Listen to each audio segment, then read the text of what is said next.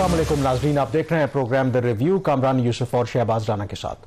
The review में हम पाकिस्तान की मईशत, खारजा अमूर और नेशनल सिक्योरिटी से जुड़े मामलात पर बात करते हैं। आज पाकिस्तान के वज़ीर खारजा इसहाक डार ने काबुल का दौरा किया।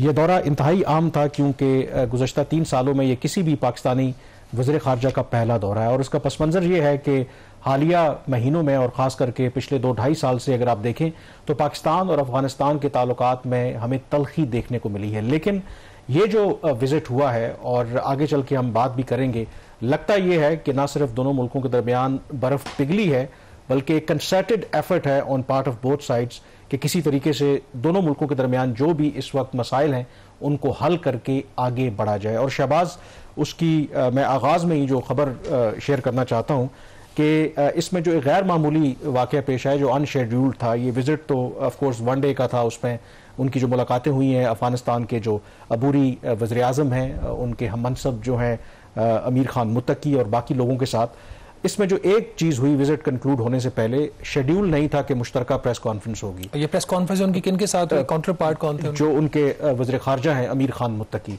और यहाँ तक ये अचानक से सारा फैसला हुआ कि आम तौर पर वज़ीर खारजा जब जाते हैं तो जो स्टेट रन PTV है उसको पता होता है कि जो भी उनकी मीडिया की एंगेजमेंट है, तो वो इतना अब्रप्टली हुआ कि जो पोर्शन अमीर खान मुत्तकी था वो तो मिस ही हो गया क्योंकि फिर अफगान मीडिया से लेकर के वो स्टेट रन मीडिया ने चलाई और फिर बाकी TV चैनल्स ने वो जो मुश्तरका प्रेस कॉन्फ्रेंस है और इसहाक डार साहब का बयान चलाया। और जो मुझे वहाँ पर पता चला, जो मेरी बात हुई है उसमें यही था कि जब ये विजिट कंक्लूड हुआ, जो मुलाकातें हुई, तो उसकी जो आउटकम थी वो इतनी पॉजिटिव थी कि दोनों मुल्कों ने यही फैसला किया कि एक पॉजिटिव मैसेज जाना चाहिए और एक मुश्तरका जो प्रेस कॉन्फ्रेंस है वो होनी चाहिए। आम तौर पर आपको पता है कि जो अफगान तालिबान की हुकूमत का गवर्नेंस का स्टाइल है उसमें इस तरह की वो इंगेजमेंट वो कम ही रखते हैं। तो ये एक पहला इंडिकेशन है कि मुश्तरका प्रेस कॉन्फ्रेंस का होना, उसमें क्या कुछ हुआ वो आगे चल के बात करेंगे। तो एटलीस्ट ये जो विजिट हुआ है डिस्पाइट ऑल दोज टेंशंस, क्योंकि जो माजी में विजिट्स होते रहे, मैं कवर करता रहा हूं, तो वो कोई इतने अच्छे नोट्स पर कभी खत्म नहीं हुए थे। तो एटलीस्ट आगाज जो है वो अच्छा हुआ है। Kamra, on a lighter note, जहाँ पे इसहाक डार साहब होंगे, कोई अपॉर्चुनिटी होगी मीडिया की अटेंशन ग्रैब करने की, वो तो जरूर करेंगे ना। तो मेरा ख्याल है कि इसका क्रेडिट, हमें पूरी स्टोरी तो नहीं पता, इसहाक डार साहब को दे देते हैं। और ये भी आपकी एक गवर्नेंस का एक तरीक़ाकार होता है कि जो आप काम करते हैं उसको रिफ्लेक्ट करते हैं। इस हवाले से जो अहम फैसले हैं वो क्या हुए हैं, अगर उसके ऊपर पहले बात कर ले। जो सिक्योरिटी का जो एक मेजर कंसर्न था, क्या हम ये कह सकते हैं कि ये जो विजिट है ये एक ब्रेक थ्रू साबित हुआ है, या it's a first step, small step and may be very important step? जो ओवरऑल पाकिस्तान के रिलेशनशिप देखें, विजिट का होना इटसेल्फ मेरे ख्याल में ये एक ब्रेक थ्रू है। और ये जो विजिट है हमें याद रखना चाहिए कि उसके पीछे काफ़ी काम किया गया, क्योंकि इस हफ्ते काफ़ी डेवलपमेंट्स हुई। एम्बेसडर मोहम्मद सादिक पहले काबुल गए, फिर अफगानिस्तान के जो वज़ीर तिजारत हैं वो पाकिस्तान के दौरे पर मौजूद थे।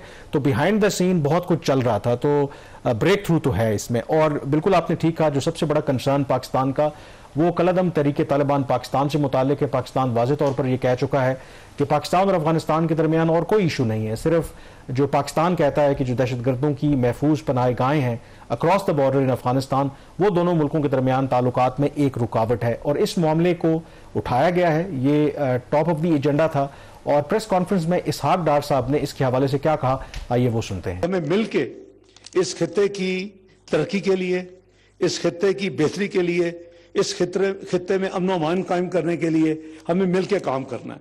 और उसके लिए ना हम अपना जमीन, अपना सॉइल किसी को इस्तेमाल करने देंगे अफगानिस्तान के अंदर कोई गलत एक्टिविटी करने के लिए, ना मेहरबानी करके आप किसी को इस्तेमाल, सख्ती से हम निपटेंगे दोनों ममालिक के हमारा सरजमीन किसी एक दूसरे के लिए उसके खिलाफ किसी किस्म की यानी सिक्योरिटी के हवाले से, दहशतगर्दी के हवाले से वो इस्तेमाल करने की इजाजत नहीं होगी, अभी भी इजाजत नहीं है। लेकिन अगर कोई करेगा तो फिर हम दोनों जिम्मेदार होंगे कि अपने अपने मुल्क में ऐसे अनासर के खिलाफ भरपूर किस्म का एक्शन लें और उसको रोकें। जी, इसहाक डार साहब की आपने बात सुनी और उन्होंने कहा कि दोनों मुल्कों ने यह फैसला किया है, इत्तफाक किया है कि अपनी सरजमीन जो है एक दूसरे के खिलाफ इस्तेमाल होने की इजाज़त नहीं देंगे। और अगर किसी टेरिटरी में कोई गड़बड़ होती है तो जो मुतलका हुकूमत है वो उसके हवाले से कार्रवाई करेगी। और उन्होंने कहा कि सिक्योरिटी एक बहुत बड़ा चैलेंज है। ये तो इसहाक डार साहब ने बात की है, लेकिन जो इम्पोर्टेंट स्टेटमेंट सामने आया है अफगानिस्तान के जो अबूरी प्राइम मिनिस्टर हैं उनके ऑफिस से, वो भी बड़ा इंपॉर्टेंट है। और उसमें उस स्टेटमेंट में ये कहा गया है कि अफगानिस्तान के जो अबूरी वज़ीर आज़म हैं मुल्ला हसन अखुंद, उन्होंने इसहाक डार साहब को ये यकीन दहानी कराई है कि अफगानिस्तान अपनी जो सरजमीन है वो पाकिस्तान या किसी भी जो नेबरिंग कंट्री है उनके खिलाफ इस्तेमाल होने की इजाज़त नहीं देगा। तो एक जो फ्रेश एश्योरेंस जो है वो अफगान तालिबान की तरफ से आई है। और जैसे कल भी मैंने जिक्र किया था कि ये जो थोड़ी तब्दीली आई है, जो आप ब्रेक थ्रू का जिक्र कर रहे थे, उसकी वजह यह है कि जो एम्बेसडर मोहम्मद सादिक साहब ने जो दौरा किया था उसमें पाकिस्तानी हुकाम को कुछ ऐसे इकदामात अफगान तालिबान ने जो किए थे वो बताए हैं और दिखाए हैं, जिसकी वजह से पाकिस्तान को ये अब लगा है कि शायद जो अफगान तालिबान का रवैया है उसमें हमें एक तब्दीली नजर आ रही है। कामरान, ये जो अफगान उनका जो फॉरेन ऑफिस है उनकी तरफ से जो स्टेटमेंट आई है आप जिक्र करें, इस तरह की अश्योरेंसेस तो वो पहले भी देते रहे, लेकिन जो बात इसहाक डार साहब ने कही है कि अगर ये ज़मीन इस्तेमाल होती है दोनों ममालिक में से किसी एक मुल्क की भी दूसरे मुल्क के खिलाफ दहशतगर्दी के लिए, तो फिर वो इसके जिम्मेदार होंगे। तो this is an important statement in a sense कि अगर अभी तो आमतौर पर तो यही कहा जाता है ना कि पोरस बॉर्डर है, इसके ऊपर कंट्रोल नहीं है। हमने कहा है अफगानिस्तान जो तहरीक तालिबान पाकिस्तान है कलअदम कि जी आप पाकिस्तान के खिलाफ कार्रवाई नहीं करेंगे, वो हमारी सुनते नहीं है। ये तो वो आइंदा एक यूजुअल जो स्टेटमेंट्स होती हैं वो होती रहती है। बट ये बात जो डार साहब ने कही, होपफुली यही बात दूसरी साइड से भी आनी चाहिए या कही गई होगी कि फिर जो कंसर्न कंट्री होगी वो रिस्पॉन्सिबल होगी। This is important. अगर इसके ऊपर इंप्लीमेंट हो जाए फिर तो सारा मसला हल हो जाता है। देखिए, पाकिस्तान ने हालिया जो भी बैक एंड फोर्थ मुज़ाकरात होते रहे, पाकिस्तान का शुरू से तो ये मुतालबा था कि आप TTP के लोगों को गिरफ्तार करें, उनको हमारे हवाले करें या उनके खिलाफ ताकत का इस्तेमाल करें, लेकिन अफगान तालिबान हमेशा रिलक्टेंट रहे। लेकिन हालिया दिनों में पाकिस्तान ने एक आप कह सकते हैं कि तब्दीली लाई। उन्होंने कहा कि चलें इमीडिएटली, अगर आपके लिए पॉसिबल नहीं है कि उनके खिलाफ आप ताकत का इस्तेमाल नहीं कर सकते, उनको गिरफ्तार नहीं कर सकते, लेकिन एक काम तो आप कर सकते हैं कि आप उनको रोक तो सकते हैं कि जो फैसिलिटेशन वो कर रहे हैं पाकिस्तान में जो भी दहशतगर्दी के वाकयात हो रहे हैं। तो ये जो आप जिस बयान का जिक्र किया कि जो मुल्क हर मुल्क अपनी टेरिटरी का वो जिम्मेदार है, अगर अफगानिस्तान की साइड से कोई इस तरह की कार्रवाई हो रही है तो फिर उनको जिम्मेदारी लेना होगी। क्योंकि पहले वो ये भी कहते हैं कि देखें जी इतना तवील बॉर्डर है, आपकी तो इतनी ऑर्गेनाइज्ड आर्मी है, अगर वो नहीं रोक सकते तो हम कैसे रोक सकते हैं। तो शायद जो स्टेप्स की बात हो रही है मे भी कुछ ऐसी एश्योरेंसेस बिहाइंड द सीन दी गई हैं जिसकी वजह से पाकिस्तान इसमें मुतमईन नजर आ रहा है। और उसमें जो इंपॉर्टेंट है, आई थिंक अगर आपको याद हो कि इस विजिट से पहले एम्बेसडर सादिक साहब ने इस्लामाबाद में एक थिंक टैंक में बड़ा वाज़े तौर पर एक आप कह सकते हैं कि एक बेंचमार्क या थ्रेशहोल्ड सेट किया था कि अगर TTP वाला मामला हल नहीं होगा तो फिर बाकी जो तमाम मामलात हैं अफगानिस्तान के साथ वो आगे नहीं चल सकते।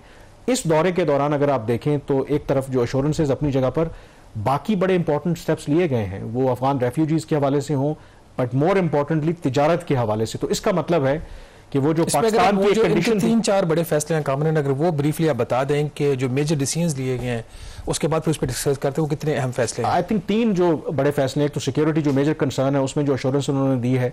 दूसरा, अफगानिस्तान की साइड से आपको पता है कि इस वक्त पाकिस्तान ने जो कैंपेन शुरू की है अफगान को वापस भेजना है अपने मुल्क, तो उसके हवाले से अफगान तालिबान के आपको पता है कि कंसर्न है। वो कहते हैं कि जी एक तो आप इनको हैरास कर रहे हैं, कुछ शिकायत हैं, फिर ऐसे अफगान जो गुज़श्ता 40 साल से पाकिस्तान में रह रहे थे, उनकी जायदादें हैं, उनकी प्रॉपर्टीज़ हैं, वो उनको उसको डिस्पोज ऑफ करने का मौका नहीं दिया गया, या वो जो अपने एसेट्स हैं वो वापस नहीं ला सके।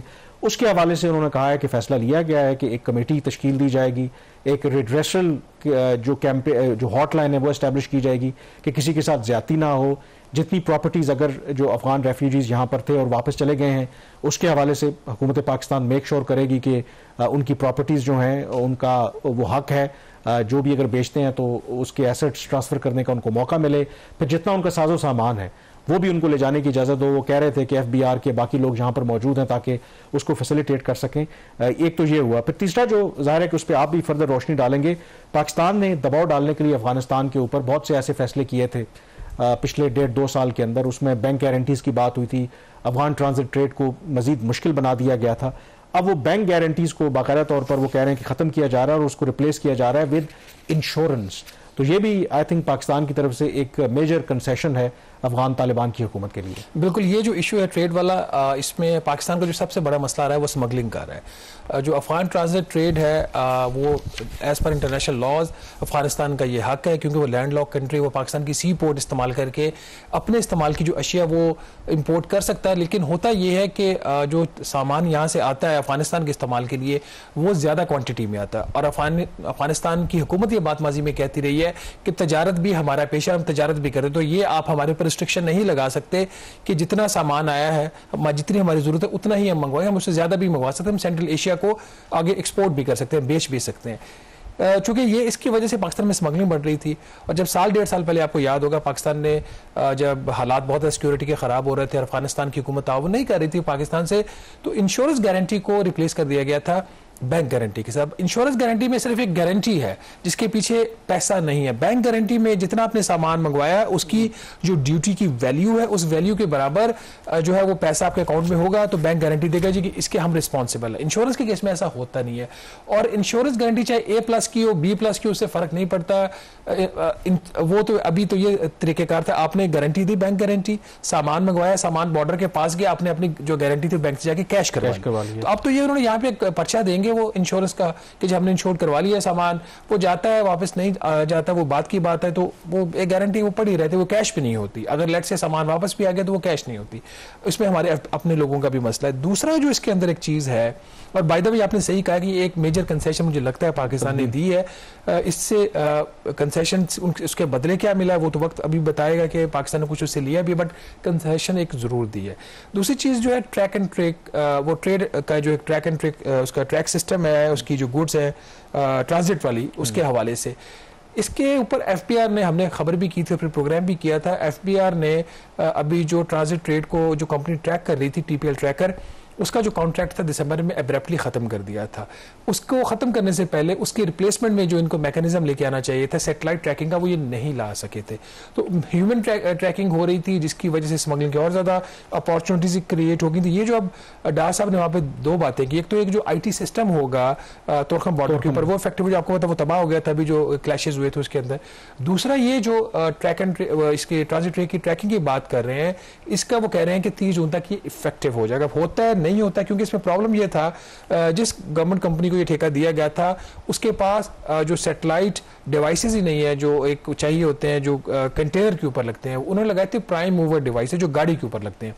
तो ये एक इशू है जो इंटरनल पाकिस्तान में ज्यादा इशू है। एक और जो इशू उन्होंने हाईलाइट किया, जो फैसला किया है, वो क्रॉस स्टफिंग की वो जो बात कर रहे हैं उसके हवाले से उन्होंने कहा है कि जो फैसला किया है कि जो 500 ट्रक जो है वो भी अगेन 30 जून 2025 तक जो है वो अलाउ करेंगे कि जो कंटेनर्स में जो सामान आता है उनको शिफ्ट किया जाता है दूसरे कंटेनर्स में। उसके हवाले से भी उन्होंने फैसला किया और ये भी मुतालबा अफगान तालिबान की हुकूमत की तरफ से था कि उसकी वजह से जो कॉस्ट है लॉजिस्टिक वो बढ़ जाती है। तो ये लोड होता है, फिर अनलोड होता है, फिर दोबारा लोड होता है, तो उसके हवाले से भी ट्रेड फैसिलिटेशन में आ जाएगा। लेकिन जो सबसे ये तो होना चाहिए, इसमें कोई हर्ज नहीं है, लेकिन जो असल बात है ना वो बैंक गारंटी वाली है।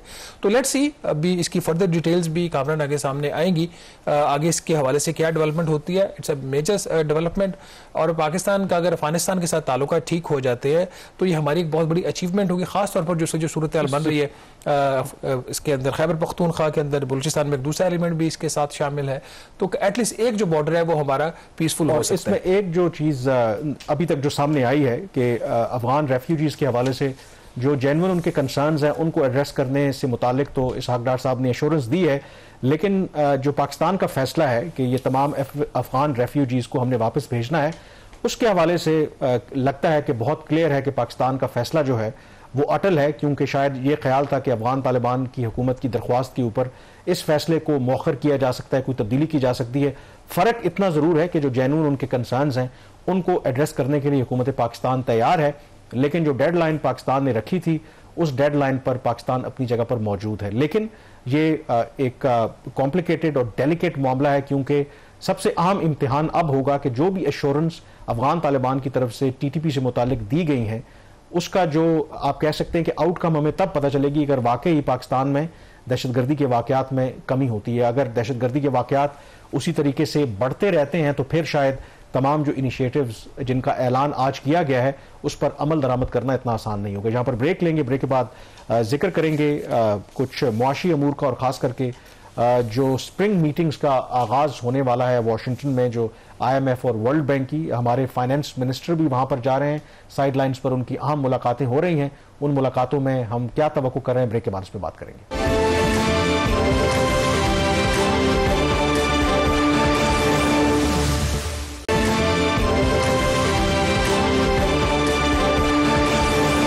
के बाद एक दफ़ा फिर आपको खुशामदीद कहते हैं। अगले हफ्ते से वाशिंगटन में जो इंटरनेशनल फाइनेंशियल इंस्टीट्यूशंस हैं, IMF, उनकी स्प्रिंग मीटिंग्स होती हैं। दुनिया भर से जो फाइनेंस मिनिस्टर हैं, मुख्तलिफ जो फाइनेंशियल सेक्टर से लोग ताल्लुक़ रखते हैं, वहाँ पर इकट्ठे होते हैं और बायलैटरल, मल्टीलैटरल और जो इंटरनेशनल ग्लोबल इश्यूज़ हैं उन पर डिस्कशंस होती हैं। और ख़ास करके इन दिनों में तो आपको पता है कि ट्रंप जो फैसले कर रहे हैं उसकी वजह से ये जो मीटिंग होने वाली है काफ़ी इस लिहाज से इम्पॉर्टेंट होगी। लेकिन पाकिस्तान के लिए of course economy remains a major challenge. हमारे फाइनेंस मिनिस्टर वहाँ पर जा रहे हैं और क्या वहाँ से बड़ी खबर है, कहा यह जा रहा है कि वहाँ पर उनके जो हमारे चाइनीज़ काउंटर पार्ट हैं उनके साथ एक मुलाकात तय है और उस मुलाकात का क्या एजेंडा है? कामना, अगर फाइनेंस मिनिस्टर का शेड्यूल देखें तो इनकी तमाम जो heads of international financial institution हैं, जिसमें वर्ल्ड बैंक है, इंटरनेशनल मॉनेटरी फंड है, एशियाई तरक्याती बैंक है, इनके जो हेड्स हैं उनके प्रेसिडेंट्स और MD उनके साथ मुलाकातें शेड्यूल के अंदर शामिल हैं, विच मीन्स के रिलेशंस ठीक हैं, बातचीत हो रही है, मामला आगे बढ़ रहे हैं। उससे हटकर 2-3 अहम मुलाकातें हैं, जिसमें जो एक पाकिस्तान के कॉन्टेक्स्ट में अगर आप देखें, जो चीन के उनके फाइनेंस मिनिस्टर से मुलाकात होगी कमिंग वेडनेसडे को, पाकिस्तान के फाइनेंस मिनिस्टर की, जिसमें एक आउटस्टैंडिंग इशू है पाकिस्तान का, जो कर्जा है, जो गारंटेड डेट है जो पाकिस्तान ने मुख्तलिफ प्रोजेक्ट की कंप्लीशन के लिए चीन से लिया है, उसकी रीशेड्यूलिंग एक आउटस्टैंडिंग इशू है। ये पहले कोई 3.4 अरब डॉलर की रकम थी जिसकी पाकिस्तान रीशेड्यूलिंग की दरखास्त कर रहा था, बल्कि 2 दफ़ा इशू ये टेकअप हो चुका है। एक दफ़ा फाइनेंस मिनिस्टर ने किया है, फिर अभी जनवरी-फरवरी में जब इसाक डार साहब गए थे, गालबन जनवरी में गए थे वो, तो उन्होंने इसको टेकअप किया। जब आप चाइना गए थे तो ये इशू आउटस्टैंडिंग है। अभी वज़ारत ख़जाना के जो हुकाम है वो कह रहे हैं कि इशू एजेंडा के ऊपर है, लेकिन हो सकता है कि हम $3.4 बिलियन की जो पहले रिक्वेस्ट की थी उससे कम रीशेड्यूलिंग जो है मांगी, कुछ इसमें अदायगियाँ अभी तक हो भी गई हैं। दूसरी जो मीटिंग पाकिस्तान के पर्सपेक्टिव से इम्पॉर्टेंट है, लेकिन उसमें हमारी जो लेवल ऑफ एंगेजमेंट है वो इतना कोई हाई नहीं है। फाइनेंस मिनिस्टर की एक मीटिंग शेड्यूल्ड है, इनके साथ जो असिस्टेंट सेक्रेटरी ऑफ ट्रेजरी है फॉर इंटरनेशनल फाइनेंसेस। आपको पता है कि असिस्टेंट सेक्रेटरी जो है उनका वो लेवल 4 का उनके एक रैंकिंग ऑफिसर होता है, फाइनेंस मिनिस्टर का वो लेवल नहीं होता। माजी में कभी ऐसा होता था कि ट्रेजरी सेक्रेटरी से या सेक्रेटरी ऑफ स्टेट से मुलाकात हो जाती थी, फिर एक टाइम है वो डिप्टी सेक्रेटरी लेवल पर उनको डाउनग्रेड किया गया। अब पिछले कुछ 6-7 साल से मैं ये चीज़ नोट करूँ, खासतौर पर जब से PTA की गवर्नमेंट आई है तब से ये असिस्टेंट सेक्रेटरी लेवल पे ये मुलाकात कर दी गई। अब चूंकि लेवल कम होता है, अब उसमें क्या हो सकता है क्या नहीं हो सकता वो बात की बात है। और इसके अलावा जो कुछ और जो अहम मुलाकातें, उसमें जो मैनेजिंग डायरेक्टर IMF के साथ मुलाकात है, दैट कैन बी इंपॉर्टेंट। वो सिर्फ एक मैनेजिंग डायरेक्टर के साथ ही मुलाकात नहीं है, इसके अलावा उनके और भी शेड्यूल के अंदर IMF के साथ मीटिंग्स हैं। अभी तक जो चीज़ पाकिस्तान के पर्सपेक्टिव से इंपॉर्टेंट है, जो स्टाफ लेवल एग्रीमेंट हुआ था उसके बोर्ड अभी तक नहीं हुआ, एक्सपेक्टेड है कि मई में हो जाएगा, बट वो कोई डेट पाकिस्तान को उस हवाले से अभी तक IMF ने कम्युनिकेट नहीं किया। इसकी वजह ये हो सकती है जब ये स्प्रिंग मीटिंग्स होती हैं तो एक बड़ा लंबा चौड़ा शेड्यूल होता है, तो जब स्प्रिंग मीटिंग्स होती है उसके पहले या उस अरसा में कोई बोर्ड मीटिंग नहीं होती। अच्छा, इसमें एक हमने देखा है कि IMF की जो इंगेजमेंट है पाकिस्तान से, वो तो खैर जब से पाकिस्तान आज़ाद हुआ उसके उस वक्त से ही है, चंद सालों से के बाद से। तो उसमें ओवरऑल अगर आप देखें, एक तो जायजा मिशन होता है जो आप प्रोग्राम लेते हैं वो तो समझ में आती है, लेकिन लेटली हमने देखा है कि सेपरेट जो डेलीगेशंस हैं, मुख्तलिफ जो मामलात हैं उस पर भी वो अब भेज रहे हैं। मसलन एक जो अगेन 12 रुकनी जो 12 डे का जो विजिट था IMF की लीगल जो मिशन है, अब इसका क्या मैंडेट है, क्या एजेंडा है और क्या ये ओवरऑल जो हमारा प्रोग्राम है उसके साथ लिंक्ड है, क्या पर्पस है सारे प्रोग्राम का? कामरान, इसका जो इसके ऊपर हमने बड़ी डिटेल में प्रोग्राम किया था जब लास्ट टाइम IMF का मिशन ये आया था। उस वक्त इनकी चीफ जस्टिस ऑफ पाकिस्तान से भी मुलाकातें हुई थी, उसके ऊपर एक रिएक्शन भी आया था कि चीफ जस्टिस के साथ IMF के मिशन को मिलने की क्या जरूरत है। तो फिर एक आपको याद होगा कि सुप्रीम कोर्ट ने भी एक स्टेटमेंट जारी की थी, हुकूमत पाकिस्तान ने अपनी वजाहत जारी की और जस्टिफाई करने की कोशिश की कि क्यों ये मिशन जो था वो इम्पोर्टेंट था और क्यों ये मुलाकात होनी चाहिए थी। ये उसी के कंटिन्यूएशन में ये मिशन पाकिस्तान आया, 12 दिन रहा, तकरीबन 30 जो गवर्नमेंट डिपार्टमेंट्स हैं और हमारे जो इंस्टीट्यूशंस हैं उनसे इनकी मुलाकातें हुई। इसका मकसद वही था, एक governance and corruption assessment diagnosis एक मिशन है ये। अब इस मिशन ने अपनी रिपोर्ट देनी है, पहले इसकी डेडलाइन जुलाई की थी, इसको पब्लिक करने की ये गालिबन गवर्नमेंट को रिपोर्ट दे देंगे नेक्स्ट मंथ मई में। अब उसकी कहा जा रहा है कि शायद एंड ऑफ जुलाई या अगस्त में ये रिपोर्ट पब्लिक होगी। लेकिन जो इनिशियल इसकी फाइंडिंग्स है मिशन की, वो उन्होंने जाने से पहले हुकूमत पाकिस्तान के साथ शेयर की हैं। फाइंडिंग्स बाय एंड लार्ज वही हैं जो आपके हमारे हम सबके नॉलेज में है कि पाकिस्तान में करप्शन क्यों होती है, बैड गवर्नेंस क्यों है। लेकिन जब IMF कह दे तो फिर इसका मतलब कुछ और होता है। तो इनकी जो मेजर फाइंडिंग्स है, जिसमें मेरे लिए आउट ऑफ 6-7 एरिया जो उन्होंने आइडेंटिफाई किया, और इस पर डिटेल्ड जिक्र होगा उस रिपोर्ट के अंदर कि क्या वजूहत है, क्यों वो समझते हैं कि इन बड़े फैक्टर्स की वजह से पाकिस्तान में करप्शन भी ज़्यादा है और बैड गवर्नेंस भी है। उसमें कामरान जो एरिया है पोलिटिसाइजेशन ऑफ ब्यूरोक्रेसी का, कि पाकिस्तान की जो ब्यूरोक्रेसी है पोलिटिसाइज हो चुकी है। हर जो it is an open secret, लेकिन IMF कह रहा है ना। लेकिन हर जो हुकूमत आई है, चाहे पीपल्स पार्टी की हो, नून लीग की हो, PTI की हो, उन्होंने कोशिश की कि अपना जो बंदा है वो उसको लाया जाए। खास तौर पर जब PMLN की गवर्नमेंट आती है, इसमें अपने बंदे का कल्चर जो है वो बहुत ज्यादा, एक जो बात आमतौर पर ब्यूरोक्रेसी में कही जाती है और ख़ास तौर पर वो लोग कहते हैं जो उस ग्रुप से बाहर है, अमूमी तौर पर इसको कहा जाता है कि लाहौरी ग्रुप जो है ब्यूरोक्रेसी का, वो इस पाकिस्तान चला रहा है, वो ज़्यादा पावरफुल है। तो इस हद तक पोलिटिसाइजेशन, और उसकी एक एग्जांपल भी दे लेते हैं ना, जो ग्रेड 21 से 22 में जो प्रमोशंस होती हैं और उसके लिए एक बोर्ड बनता है, और काफ़ी अरसे से, आई डोंट नो कि शायद अभी खुद बिलावल साहब उसके मेंबर हैं, पीपल्स पार्टी और PMLN के दरमियान इसके हवाले से एक बड़ा लॉन्ग स्टैंड ऑफ रहा, डेडलॉक रहा, जिसकी वजह से हाई पावर्ड बोर्ड की मीटिंग डिले होती रही। अब तो मेरे ख्याल में शामिल फिर बिलावल साहब को शामिल किया, फिर डार साहब शामिल हुए। आप इमेजिन करें कि पार्टी के वो चेयरमैन हैं, सिंध के कुछ ब्यूरोक्रेट्स थे, सिंध डोमिसाइल के, जिसमें उनको प्रमोट करवाना चाह रहे थे, वहां बैठ के अश्योर करना चाह रहे थे कि गड़बड़ नहीं होते, ये हो जाते। तो इस हद तक पोलिटिसाइजेशन हो चुकी है इसकी ब्यूरोक्रेसी की, विच इज नॉट गुड। और ये बात यहां तक नहीं है खत्म होती कामरान। अगर आप इस वक्त ओवरऑल देखें ना, जो की पोजीशंस है ब्यूरोक्रेसी के अंदर, सिविल पाक सेक्रेटेरिएट के अंदर, वो कौन लोग हैं, वो कितने प्राइम मिनिस्टर के करीब हैं, वो सबको पता है। This is not a good sign.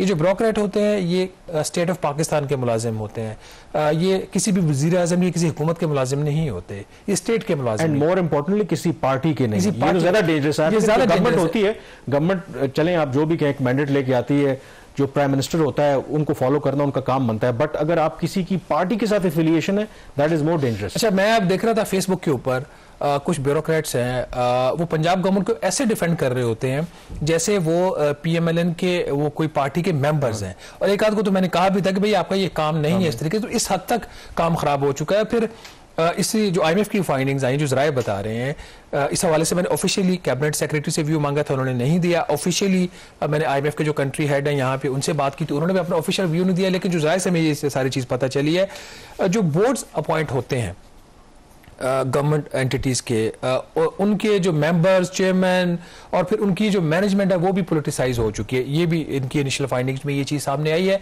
और इसकी एक एग्जांपल हम दे सकते हैं, जो पावर डिस्ट्रीब्यूशन कंपनीज हैं पाकिस्तान की 10 हैं पब्लिक सेक्टर की, KE के अलावा, कराची इलेक्ट्रिक के अलावा 8 कंपनीज के जो बोर्ड्स थे वो वज़ीर-ए-आज़म शहबाज शरीफ ने लास्ट ईयर चेंज किए।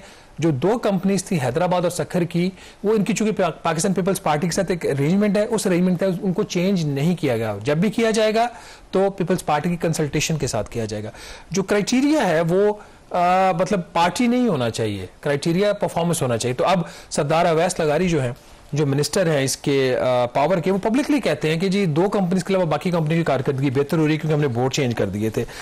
2-3 और चीज़ें ना जिसके ऊपर डिस्कस करने की ज़रूरत है, जो इन्होंने आइडेंटिफाई की हैं कि पाकिस्तान में कोई कॉम्प्रीहेंसिव एंटी करप्शन पॉलिसी नहीं है। NAB भी काम कर रहा है, FAI भी काम कर रहा है, प्रोविंशियल एंटी करप्शन डिपार्टमेंट्स भी काम कर रहे हैं। फिर इन्होंने वीक ऑर्गेनाइजेशनल अकाउंटेबिलिटी का जिक्र किया है, खासतौर पर उसमें 2 इन्होंने जो डिपार्टमेंट्स उनका जिक्र किया है, competition commission of Pakistan CCP और auditor general of Pakistan AGP का काम है हुकूमती अकाउंट्स का ऑडिट करना, पब्लिक अकाउंट्स कमेटी में उनको पेश करना।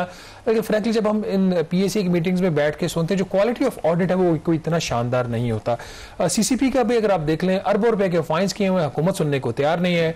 CCP ने जो पाकिस्तान शुगर मिल्स एसोसिएशन है, इसको कार्टेल डिक्लेयर किया हुआ बहुत अरसे से, और इसके मोनोपोली के तौर पर भी इसको देखा जाता है। लेकिन CCP के फैसले के खिलाफ PSMA और इसकी जो बहुत सारी शुगर मिल्स हैं, इसकी मेंबर्स वो कोर्ट्स के कोर्ट से स्टे हुए हैं, जो फाइन्स हैं वो रिकवर नहीं हो रहे। तो वीक अकाउंटेबिलिटी मैकेनिज्म भी है। इसके अलावा जो अथॉरिटी है डिसीजन मेकिंग की वो फ्रेगमेंटेड है। फिर जो एक चीज़ इंपॉर्टेंट है पॉलिसी मेकिंग के पर्सपेक्टिव से, जो IMF की इसमें जो डिस्क्रिप्शन के अंदर आई है कि पाकिस्तान एक तो शॉर्ट टर्म फैसले करता है, लॉन्ग टर्म जो है पॉलिसी मेकिंग पाकिस्तान नहीं करता, शॉर्ट टर्म टारगेट्स इनके। दूसरा जो फैसले होते हैं मोस्ट ऑफ द टाइम या सम टाइम्स वो बेस्ड ऑन अनवेरीफाइड इंफॉर्मेशन के ऊपर होते हैं। तो जब जो इंफॉर्मेशन डाटा ही ठीक नहीं तो फैसले कैसे ठीक होंगे? इंटरेस्टिंग फाइंडिंग्स है, लेकिन हम वेट करेंगे जब ये डिटेल रिपोर्ट आएगी तो उस पर मजीद डिस्कस भी करेंगे और रिपोर्ट हुकूमत पाकिस्तान को पब्लिक करना होगी।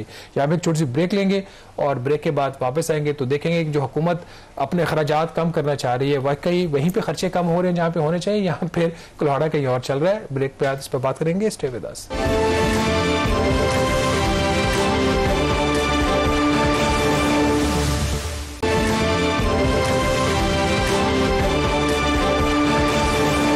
के बाद एक दफ़ा फिर आपको खुश आमदीद कहते हैं। हमारे यहाँ बहुत अरसे से जब हमारे मुआशी मसाइल बढ़े हैं तो किफ़ायत शारी का बहुत चर्चा है, ख़ास करके जो हुकूमती अखराजात हैं उनको कम करने पर जोर है। बहुत से इसके हवाले से माहिरीन भी कहते रहे हैं, कमीशन कमेटीज़ भी बनती रही हैं कि जो ये अखराजात का बढ़ता बोझ है इसको एक कम करने का तरीका ये है कि बहुत से हमारे जो विफाकी गवर्नमेंट हैं उनके डिपार्टमेंट्स हैं उनकी ज़रूरत नहीं है, बहुत सी ऐसी आसामियाँ, बहुत से ऐसे जो पोजीशंस हैं उनको ख़त्म कर देना चाहिए। और इसके हवाले से अब एक कैबिनेट डिवीज़न ने for the first time detail share की है कि 40,000 ऐसी जो आसामियाँ हैं उनको ख़त्म कर दिया गया है। तो इसका क्या ब्रेकअप है और कितना इससे बचत हुकूमत कर पाएगी? कामरान, अगस्त 2024 में प्राइम मिनिस्टर शहबाज शरीफ की काबीना ने यह फैसला किया था कि जो गवर्नमेंट के अंदर जो पोस्टें हैं बहुत ज़्यादा हो गई हैं, इतनी हमें एम्प्लॉइज़ की ज़रूरत नहीं है जितने हैं, ख़ासतौर पर जो ग्रेड 1 से 16 के हैं। तो एक इन्होंने कमेटी बनाई है, राइट साइजिंग कमेटी। अगेन इसमें कोई मेरे ख्याल में इट्स अ फैक्ट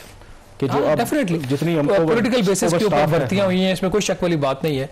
ग्रेड 1 से 16 की जो रेशो है स्टाफ टू ऑफिसर रेशो जो पाकिस्तान की वो काफ़ी ज़्यादा रीजनल जो कंट्रीज हैं उसके मुकाबले में। तो इन्होंने ये फैसला ये कमेटी ने किया कि ये जो एटलीस्ट जो वेकेंट पोजीशन है, एक नंबर 1 वो, और दूसरा जो डेली वेजर्स हैं इनकी पोजीशंस को ख़त्म कर दिया जाए।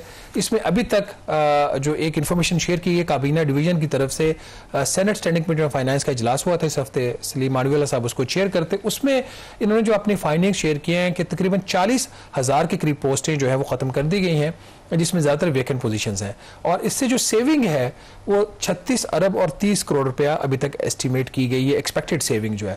पर इसमें जो एक चीज़ इंपॉर्टेंट है कि जो सबसे लोएस्ट पे ग्रेड है पाकिस्तान का, जिसकी तनख्वाह सबसे कम होती है, जिसमें आपको स्वीपर्स मिलते हैं, आपको चपरासी मिलते हैं, इस किस्म की जो लोएस्ट पेड जो जॉब्स होती हैं जिसकी एवरेज सैलरी जो है 42,000 रुपये है, वो सबसे ज़्यादा जो कुल्हाड़ा है वहाँ पे चला है। तकरीबन आप कह सकते हैं कि इसमें जो इन्होंने पोजीशंस ख़त्म किए हैं, जो कुल 40,000 पोजीशंस हैं उसका ये 19%, हर 5 में से जो एक बंदा जो पोजीशन बंदा अपनी पोजीशन जो ख़त्म की गई है वो ये ग्रेड 1 की पोजीशन ख़त्म की। अब इसको अगर कंपेयर करें जो टॉप टियर है हमारा ग्रेड 22 का, वहाँ पे सिर्फ 2 पोजीशन इन्होंने ख़त्म की है, और उसकी जो ये जो ग्रेड 1 वाली सेविंग है वो 7 अरब रुपया है, और जो टॉप टियर है ग्रेड 22 वाला, वहाँ पे जो पोजीशन ख़त्म की उसकी जो सेविंग वो हार्डली इनका 2 करोड़ या कुछ लाख रुपए उसकी बनती है, 3 करोड़ रुपये भी सेविंग एनुअल नहीं बनती। एक तो ये चीज़, और same is true for the grade 2 जो सेकेंड लोएस्ट पेड है, वहाँ पे भी इन्होंने जो पोजीशन कुछ 3,400 ख़त्म किया, और ग्रेड 21 जो सेकंड हाईएस्ट स्केल है वहाँ पे जो है वो 2 पोजीशन ख़त्म किया। अमूमी तौर पर उसकी एक रेशो होती है, अगर एक ऑफिसर है उसके साथ कितने मुलाजिमीन होने चाहिए। आप एक एग्जांपल ले ले, जो कॉमर्स मिनिस्ट्री है उसमें एक ऑफिसर के साथ तकरीबन 6 स्टाफ ऑफिसर उसको मिला हुआ एक बंदे के साथ, एक ऑफिसर के साथ। तो ये जो इनकी सारी डिस्कशन हुई थी उसमें ये बात भी सामने आई थी कि कॉमर्स मिनिस्ट्री को कहा गया था कि ये जो रेशो है 5.5 है इंटू 1 ऑफिसर, उनका जी आप इसको कम करें 2.5 के ऊपर, तकरीबन 3 बंदे उनका जी आप हर ऑफिसर के अगेंस्ट को उनकी को फारिग करें। तो कॉमर्स मिनिस्टर ने कहा कि नहीं, हमने कुछ ऑफिसर्स की जो पोजीशन उसको ऐड कर लिया तो ये रेशो 3.8 पे आ गई। तो इस किस्म की ये चीज़ें होती हैं। आपका जो बुनियादी नुक्ता मैं समझ रहा हूँ कि अगर वही बात है कि तलवार अगर गिरती है तो बेचारे गरीब लोगों के ऊपर ही गिरती है, बट ओवरऑल मेरा ख्याल है कि ये जो भर्ती करने का जो रिवाज था, ये जो ऑफिस बॉय और इस तरीके से ये कॉलोनियल के दौर से चलता आ रहा है। अगर आप पुरानी डॉक्यूमेंट्रीज देखें जो लास्ट वायसराय आए थे यहाँ पर, तो वो डॉक्यूमेंट्रीज देखें कि जब वो पहली दफ़ा इंडिया में आए तो वो देख के हैरान रह गए कि 5,000 सिर्फ तो मुलाजमीन थे उसमें, माली थे, और सारा दिन उनके पास काम करने के लिए नहीं होता था। और हम भी, आप भी बाहर जाते रहते हैं, आपको एक्सपीरियंस है दुनिया भर में। तो अब ऑफिस बॉय का ये कोई पानी लेके आ रहा है, कोई ये कर रहा है, हमारे यहाँ माजरत के साथ कंटेम्प्ट ऑफ कोर्ट ना हो जाए। सुप्रीम कोर्ट में भी जो आप देखते हैं कि जो जजेस की कुर्सी हटाने के लिए भी उन्होंने बंदा रखा हुआ है, तो मेरे ख्याल में शायद कुछ चेंजेस इन्होंने किए हैं। इसकी जरूरत मेरे ख्याल में मुझे लगता है कि नहीं है। और आई एम श्योर कि ठीक है, जिसके पास स्किल नहीं है, एजुकेशन नहीं है, उसका आप क्या करेंगे, बट जब आप डिस्करेज करेंगे तो फिर जो अगली नस्ल है कोई कम से कम कुछ करेगी तो उसके बाद आप वो चीज करेंगे, तो मेरा ख्याल है कि ये बुरी बात नहीं है। ठीक है, स्टाफ की मैं बताऊं आपको, एक ऑफिसर के कमरे में उसका जो स्टाफ रूम होता है उसमें 5-5, 6-6 लोग बैठे हो, जिसकी नहीं जरूरत, आपको 2 या 3 के साथ भी काम हो सकता है, 2 के साथ भी हो सकता है। यहां तक कि जब कोई फेडरल सेक्रेटरी अपने दफ्तर में आते हैं तो 2 बंदे पहले नीचे मौजूद होते हैं उनको लेने के लिए। जब कोई फेडरल मिनिस्टर जो है वो आते हैं अपने दफ्तर तो उनको रिसीव करने नीचे 2 बंदे होते हैं, वो उनका बैग उठा के उनके साथ आ गया। यही तो अफसरशाही है ना। मतलब मैंने फाइनेंस मिनिस्टर में एक एक्सेप्शन देखिए को अपना बैग खुद उठा के चलते हैं, बाकी मैंने कोई मिनिस्टर नहीं देखा जो अपना बैग खुद उठा के चलता हो। शायद कोई एक आध और भी हो। इसके अलावा जो एक चीज़ इंपॉर्टेंट है, 2 चीज़ें, जब ये काबीना की एक्सपेंशन भी तो कामरान हुई है ना, तो जब उनसे ये कहा गया कि एक तरफ तो आप ये करें तो फिर काबीना में एक्सपेंशन हो रही है, तो जो सेक्रेटरी कैबिनेट है is a wonderful human being, उन्होंने कहा कि जो खर्चा है उससे कुछ ज़्यादा फर्क नहीं पड़ेगा, लेकिन उन्होंने ये बात उन्होंने मानी कि जो सिंबॉलिक उसकी जो वैल्यू है उसको डेंट जरूर पड़ेगी। सेक्रेटरी कैबिनेट ने मानी ये बात। बट नाज़रीन, ब्रेक पे जाने से पहले एक इंटरेस्टिंग वाकया आपको इसी कमेटी का सुनाते हैं। जब कमेटी मेंबर्स की तरफ से सेनेटर मोहसिन अजीज साहब की तरफ से इस चीज़ पे एतराज़ हुआ कि जो फेडरल सेक्रेटरीज हैं जो टेक्निकल इकोनॉमिक मिनिस्टर को हेड करें उनकी स्पेशलाइजेशन नहीं है, तो उसके जवाब में जो सेक्रेटरी फाइनेंस है इमदादुल्लाह बुसाल साहब, उन्होंने बड़ा इंटरेस्टिंग एक जवाब दिया। उन्होंने कहा जी कि अगर आप स्पेशलाइजेशन की बात करें तो पंजाब के अंदर जो हॉस्पिटल्स हैं और जो वेरियस यूनिवर्सिटीज़ हैं वहाँ पे हमने स्पेशलाइज लोगों को हायर किया, उन्होंने आगे इन इदारों को तबाह कर दिया। दूसरी एग्जांपल जो ज़्यादा इंटरेस्टिंग है, उन्होंने कहा जी पिछले 25 साल में जो पाकिस्तान के फाइनेंस मिनिस्टर्स आए हैं ज़्यादातर वो टेक्निकल लोग थे, टेक्निकली क्वालिफाइड लोग थे, उनका इकोनॉमी से बाय एंड लार्ज कोई ताल्लुक था। तो उन्होंने कहा जी जो टेक्निकल फाइनेंस मिनिस्टर्स आए हैं तो आज फिर आप पाकिस्तान की इकोनॉमी की हालत देख लें। उन्होंने कहा जी हमारी तरफ उंगली ना उठाएं एज अ ब्यूरोक्रेट, आप सियासतदान अपनी तरफ भी उंगली उठा के देख लें कि आप जिनको आप कहते हैं एक्सपर्ट्स, ये उनका मतलब था, ये कहा नहीं। बेसिकली जो बात उन्होंने वहां पे ऑन द रिकॉर्ड कही वो यही कही कि आप देख लें जो आपने टेक्निकल फाइनेंस मिनिस्टर लगाई तो पाकिस्तान की इकोनॉमी आज कहां पे खड़ी है। यहाँ पे छोटी सी ब्रेक लेंगे और ब्रेक के बाद बात करेंगे पाकिस्तान के रियल एस्टेट सेक्टर की। Stay with us.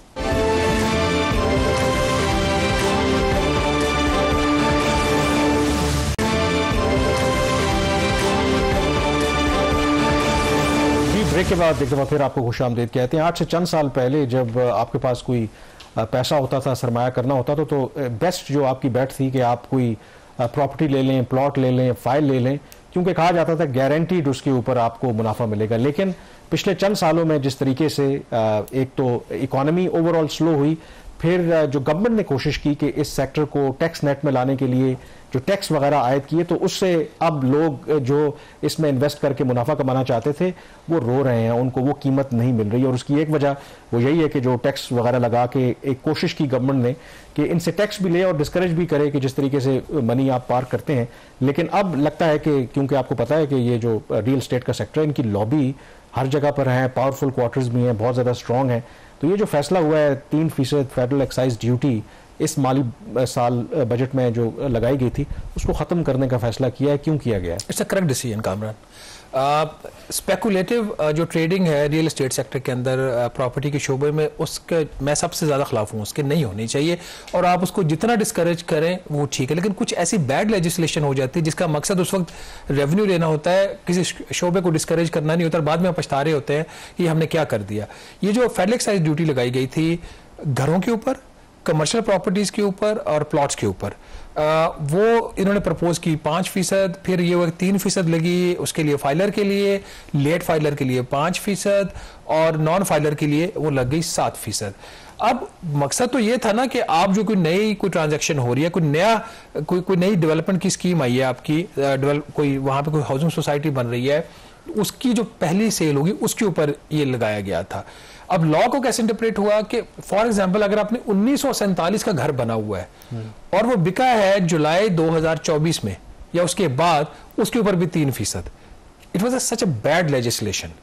तो उसकी जो इंटरप्रिटेशन थी वो बड़ी क्लियर थी। इंटरप्रिटेशन तो ये थी कि जो लॉ ये कह रहा था कि जो पहली ट्रांजैक्शन होगी उस प्रॉपर्टी, उस प्लॉट की, उस कमर्शियल प्लाजे की या वो घर की जो नया बनेगा, जो डेवलपर उसको बेचेगा अगली पार्टी को। इन्होंने क्या किया, ऑलरेडी एग्जिस्टिंग घर हैं या प्रॉपर्टीज हैं उसके ऊपर नहीं होगा, नहीं लगाया गया था। अच्छा। लेकिन लिया जा रहा था। ओके ठीक है, मैं ये तो आपको एग्जांपल दे रहा हूं, 1947 का घर अगर आज बिकेगा तो उसके ऊपर 3% फेडरल एक्साइज नहीं। तो ये FBR वाले या जिसने भी ये कानून बनाया था इतने नालायक हैं, क्योंकि अब जब आप एक कानून बनाते हैं उसके साथ एक तशरीह भी करते हैं ना कि इसको आप अमल दरामद करेंगे तो कैसे करेंगे। तो ये जानबूझकर उसकी तशरीह इस तरह से मुहिम छोड़ दी।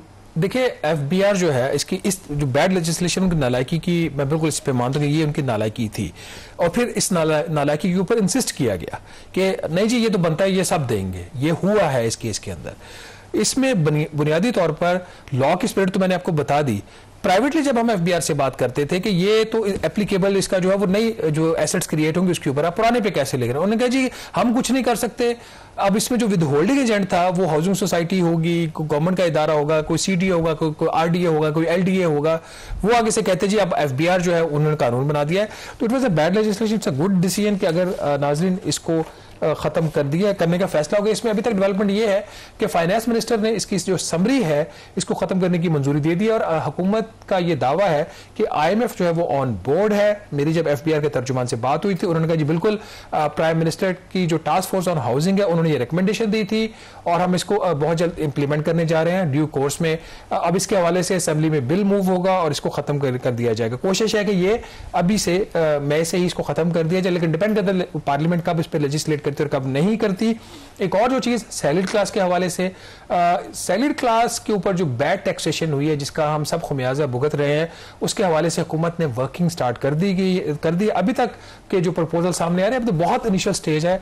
14 मई को IMF का मिशन पाकिस्तान आ रहा है, वो पाकिस्तान का बजट पास करेगा तो उसके बाद फिर पार्लियामेंट जो पाकिस्तान का बजट पास करेगी।